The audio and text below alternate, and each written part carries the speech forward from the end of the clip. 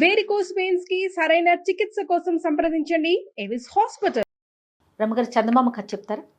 చెప్తాను జయ. 1950స్లోది. పూర్వమట కౌశాంబి నగరానికి ఒక రాజుగారు ఉండేవారు. ఆయనకి కళ్ళు కాళ్ళు లేవు. కళ్ళు పాడైపోయినాయి, కాళ్ళు పడిపోయినాయి. అయ్యో, ఏదో జబ్బు చేసి ఆయనకి ఎన్ని రకాల వైద్యాలు చేయించినా అవి ఏమీ ససిపడలే. ఆయన హతాశుడుగా ఉండేవాడు.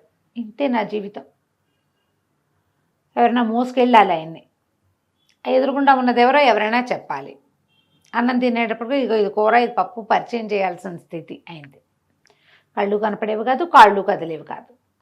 చాలా దీనంగా దిగులుగా ఎలా నా జీవితం అన్నట్టుగానే ఉండేవాళ్ళు.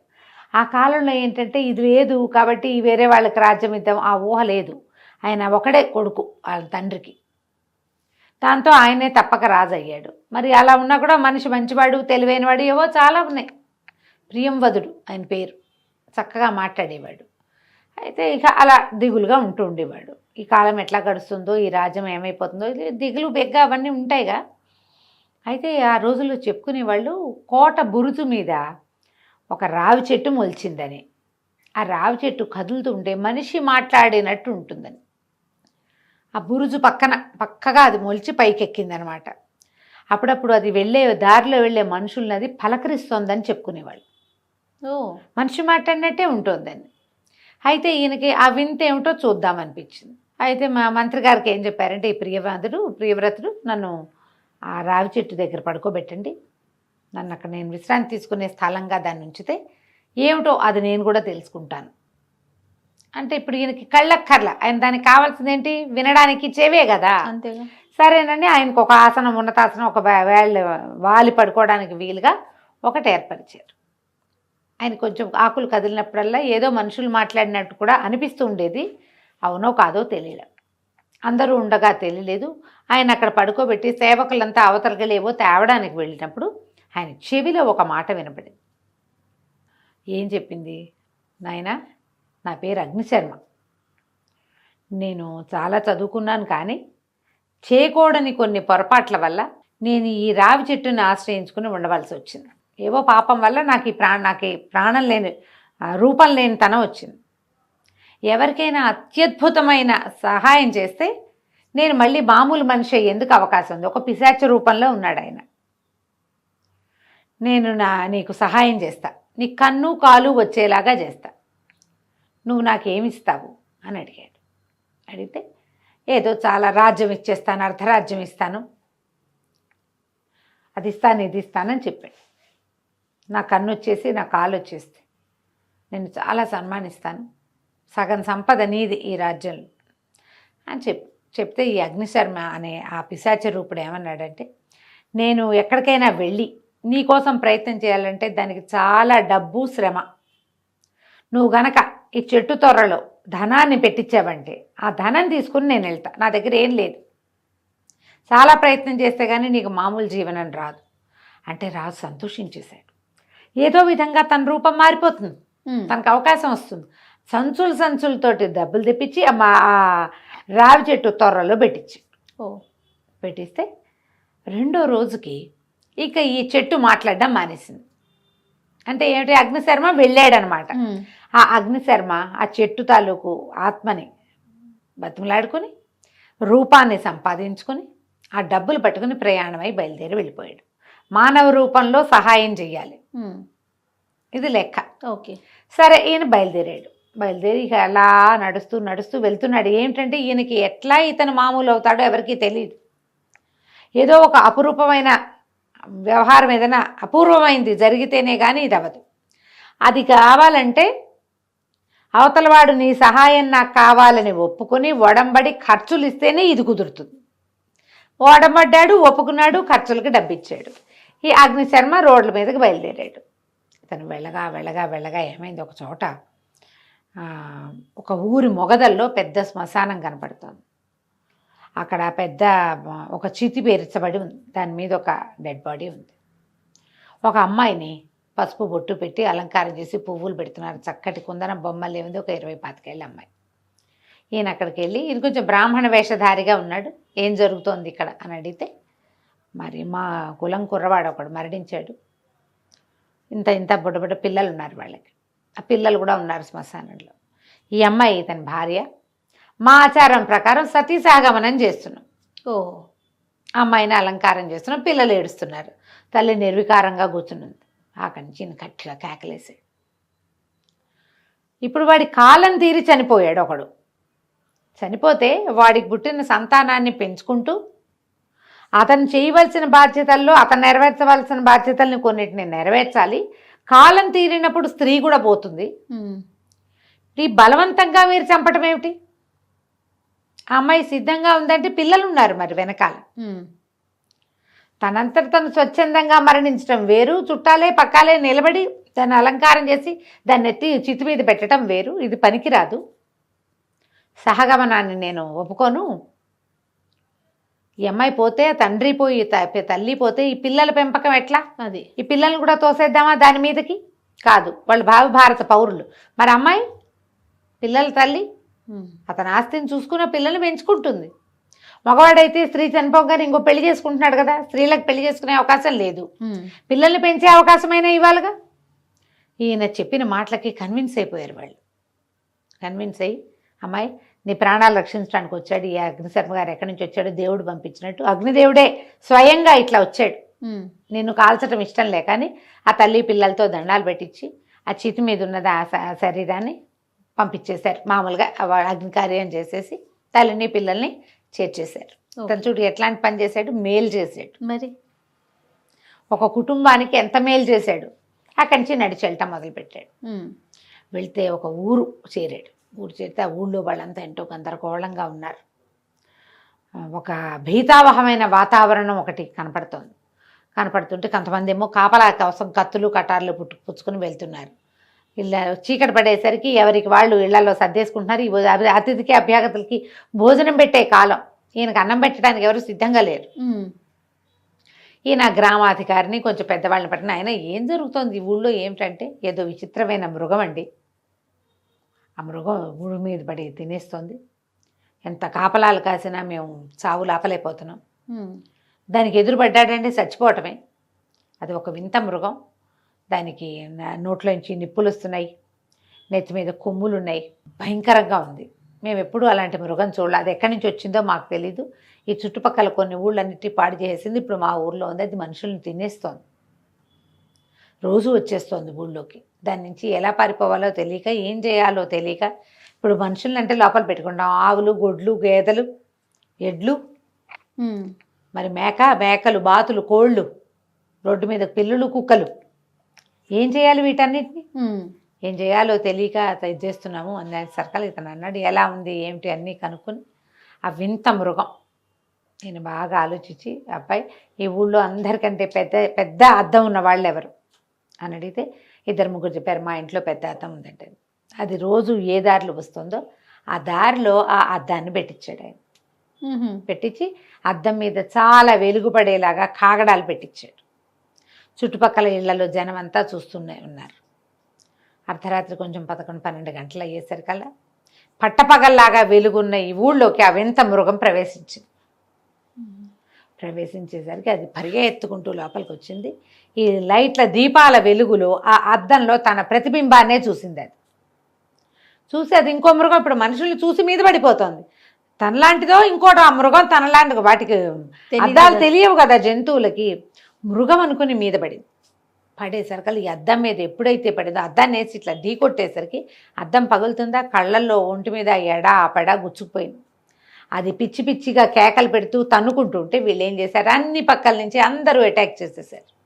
చావచిత కొట్టి అంటించేశారు, నూనె పోసేసి. ఇక భగ్గుమని మండిపోయింది. దాని ఒంటి మీద జూలుంది, అవి అంటుకుంటాయి కదా. మర్నాటి తెల్లవారేసరికల్లా అగ్నిహోత్ర ప్రీతి అయిపోయింది. అది ఊరంతా కమురుకంపు. కానీ ఇక మళ్ళీ ఇంకోటి రాదు. జనం అంతా సంతోషించారు. ఎక్కడి నుంచి వచ్చావు నాయన, ఇంత ఐడియా ఎలా వచ్చింది నీకు అంటే అతను చెప్పాడు, ఎన్నో కాలాలుగా నేను ఒక చెట్టును ఆశ్రయించుకుని ఉన్నాను. నా చుట్టూతా జరిగేవన్నీ నేను చూస్తూనే ఉన్నా, నా ప్రమేయం లేకుండా అని. ఎక్కడికి వెళ్తున్నావు, ఏం చేస్తున్నావు అని వాళ్ళు అడిగేసరికి, ఇట్లా మా రాజుగారికి అనారోగ్యం ఉంది, కళ్ళు కనపడవు, కాళ్ళు లేవు ఆయనకి, అతనికి మేలు చేయటం కోసం వైద్యం కోసం బయలుదేరానంటే వీళ్ళు ఏమన్నారు, అక్కడి నుంచి కొంచెం ముందుకెళ్తే జీవనం అనే ఒక వనం ఉంది. ఆ జీవన వనంలో దేవతలు గంధర్వులు వాళ్ళు తిరుగుతూ ఉంటారు. అక్కడ అత్యద్భుతమైన మూలికలు దొరుకుతాయి. ఓకే. ఏదైనా నీకు సహాయం లభించవచ్చు. ఫలానా మూలిక అని మేము కూడా చెప్పలేము, మాకు తెలీదు. కానీ ఆ జీవన వనం మాత్రం మామూలుది కాదు. అక్కడ అసలు మనుషులు తిరగరు, దేవతలే ఉంటారు. నువ్వు చాలా తెలివిగలవాడివి, ఏదైనా ప్రయత్నం చేసుకో అని చెప్పి అతన్ని పంపించారు. ఇతను అటువైపు వెళ్ళటం మొదలుపెట్టాడు. చాలా పచ్చగా ఇదిగా ఎంతో బాగుంది అడవి. వెళ్తుంటే ఎన్ని రకాల జంతువులు, తేళ్ళు, పాములు, మండ్రగబ్బలు. ఇతను ఉపాయంగా దాటుకుంటూ ఆ జీవన వనంలోకి ప్రవేశించాడు. లోపలికి వెళ్ళేసరికి నేను నాళ్ళుగాను నడుస్తున్నాడు కదా, ఎంతో కొంత అలసటగా ఉంటుంది. అవును. మరి కొద్ది రోజులేమో ఈ ఊర్లో ఉన్నాడు, ఇక్కడేమో జంతువు వల్ల నిద్ర లేదు. ఒక్కసారి అలసటంతా తీరిపోయి ఫ్రెష్గా ఎంత హాయిగా ఉందో. అతను అనుకున్నాడు ఈ వనంలోనే ఏదో ఉంది. ఇక్కడికి వచ్చేసరికి ఆరోగ్యం చేకూరిన భావన వచ్చింది. Feeling fresh. ముందుకు వచ్చేసరికల్లా వెనక నుంచి ఏవో కంఠాలు వినపడ్డాయి. ఎవరో మాట్లాడుతున్నారు. ఒక 6-7 గంధర్వులు కనపడ్డారు, దేవజాతులు. నేల మీద కాళ్ళు. ఎవడెవరా నువ్వు, మా వనంలోకి ఎందుకు ప్రవేశించావు అని చెప్పి అడిగేసరికి ఇతను చెప్పాడు, మా రాజుకి ఒంట్లో ఆరోగ్యం లేదు, కౌశాంబి నగరాధిపతికి అతని కోసం వైద్య కోసం బయలుదేరాను. ఈ ప్రాంతంలోకి వచ్చేసరికల్లా ఇది ఒక అపూర్వ వనం అని తెలిసింది. ఏదైనా వనమూలికలు దొరుకుతాయి, ప్రయత్నం చేద్దామని వచ్చానంటే ఇది దేవతలు తిరిగే చోటు, మానవులకి వైద్యాలకి మేమేమి ఇవ్వం అంటే దేవతలకి కేవలం మాకే ఇది, మీకు మేము ఇచ్చేది లేదు, వీడిని బంధించండి అంటే ఒక 3-4 తాళ్ళు వేసి పట్టుకోబోయారు అతను. ఇంతలో ఏమైంది, ఒక గంధర్వుడు వచ్చాడు అక్కడికి. ఆ గంధర్వుడు ఎట్లా వచ్చాడు, సర్పరూపంలో వచ్చాడు. వచ్చి గబుక్కున మన గంధర్వుడిగా మారిపోయి, నువ్వా శర్మ, కులసాగా ఉన్నావా అని గబగబా దగ్గరకు వచ్చాడు. ఎంతకాలం అయింది నిన్ను చూసి, బాగున్నావా అని అడిగేసరికి గంధర్వులు ఆశ్చర్యపోయారు. మానవుల్లాగా అడుగుతున్నావు నువ్వు, ఇతను నీకు ఎట్లా తెలుసు అంటే, అయ్యో ఇదివరకు ఎప్పుడో, ఇతను ఎప్పటివాడో, ఈ శర్మ నిన్న మొన్న పిశాచ రూపం రాలా ఆయనకి, ఎప్పుడో జరిగింది అతను అట్లా మారిపోవటం.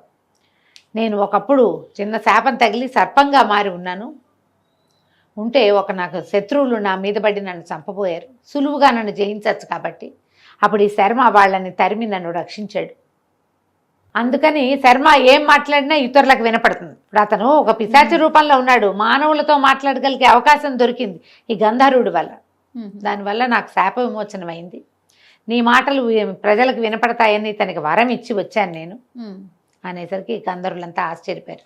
నీ శాప విమోచనానికి కారణమైన వాడికి మనం ఏదైనా సహాయం చేద్దాం, ఏం చేద్దామో చెప్పు అంటే వాళ్ళల్లో వాళ్ళు మాట్లాడుకున్నారు. అందులో ఒక వైద్యుడు ఉన్నాడు వాళ్ళలో. అతను ఏం చెప్పాడంటే, ఒక చిన్న ఇంత బౌల్ లాంటిది ఇచ్చాడు, ఒక ఏమంటారు గిన్నె ఇచ్చి, నాయన తెల్లవార్లు ఇక్కడ మంచు కురుస్తుంది, సన్నటి పొగ మంచు, ఈ డిప్ప ఇది గిన్నెని పట్టుకుని నువ్వు అంతా తిరుగుతూ మంచుని సేకరించుకో, దాని ఉపయోగం రేపు చెప్తాను నన్ను. దేవతలు వెళ్ళిపోతే ఈ రాత్రంతా ఈ అగ్నిశర్మ ఆ మంచు బిందువుల్ని అంతా అడవిలో ఓ చోట కూర్చుని ఓ చోట లేచి అటు ఇటు నడిచి ఆ జీవన వనంలో మంచుని సేకరిస్తే అన్ని నీళ్ళు వచ్చినాయి అందులోకి. మంచు మొదట చూస్తే మంచు అలా చాలాసేపటికి నేలంతా తడి అవుతుంది కదా, మనం గమనిస్తాంగా. ఎక్కువ బొట్లుగా వచ్చేది, పల్చటి తెరలాగా వస్తుంది.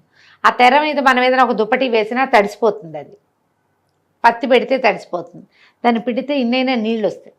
అవును, తట్టింది కదా, అర్థమైంది కదా. అతను ఏం చేశాడు, దీంట్లోకి ఈ బౌల్లోకి సేకరించాడు. మర్నాడు మళ్ళీ గంధర్వులు వచ్చారు. ఆ వైద్య గంధర్వుడు ఏం చెప్పాడంటే, ఇంట్లో నుంచి కొన్ని బొట్లు నువ్వు ఎవరికి వైద్యం చేయదలుచుకున్నావో వాళ్ళకి వైద్యం చేయి, కానీ ఆ వైద్యం చేయించుకున్నవాడు నిజాయితీపరుడు, మాట తప్పని వాడు అయి ఉండాలి. ఈ రెండు ఉంటే వాడికి ఆ వైద్యం శాశ్వతంగా పనిచేస్తుంది. వాడు నిజాయితీ తప్పినా మాట తప్పినా ఆ వైద్యం వాడికి పనిచేయదు. ఈ జీవన వనంలో ఉన్న మంచు యొక్క ప్రత్యేకత అది.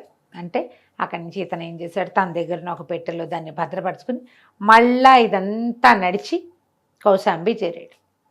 ఆ రాజుగారు రోజు వచ్చి రావి చెట్టు కింద కూర్చునేవాడు. వచ్చాడేమో అగ్నిశర్మ అని. 3-4 నెలలు గడిచాయి. ఈ మొత్తం మీద అతను తిరిగి వచ్చాడు. వచ్చి సరే రాజుకి నోట్లో వేసాడు. నీటి బొట్లు వేసేసరికి ఈయన ఇట్లా కళ్ళు మూసుకునేసరికి చూపు కనపడటం మొదలెట్టింది. కాళ్ళు ఇట్లా ముడుచుకుపోయిన కాళ్ళు సాఫీగా అయిపోయింది. లేచి అటు ఇటు నడిచాడు. ఎంత సంతోషించాడో, శర్మ నువ్వు మాట నిలబెట్టుకున్నావు, నువ్వు ఎంతో గొప్ప పని చేసావు, నా కళ్ళు వచ్చేసినాయి, నా కాళ్ళు వచ్చేసినాయి అని సంతోషించాడు. సరే ఇదంతా ఏమేం జరిగింది, తను ఏమేం చేశాడు, దారిలో ఏం జరిగింది అన్నీ చెప్పాడు కథలుగా. ఒకసారి రాజస్థానానికి నేను వెళ్ళొస్తానని లేచాడు రాజుగారు. మరి నాకు ఇచ్చిన మాట ఏమిటి అని అడిగాడు అగ్నిశర్మ. అడిగితే ఈయనకి ఏం మాట ఇచ్చాడో మర్చిపోయాడు రాజుగారు.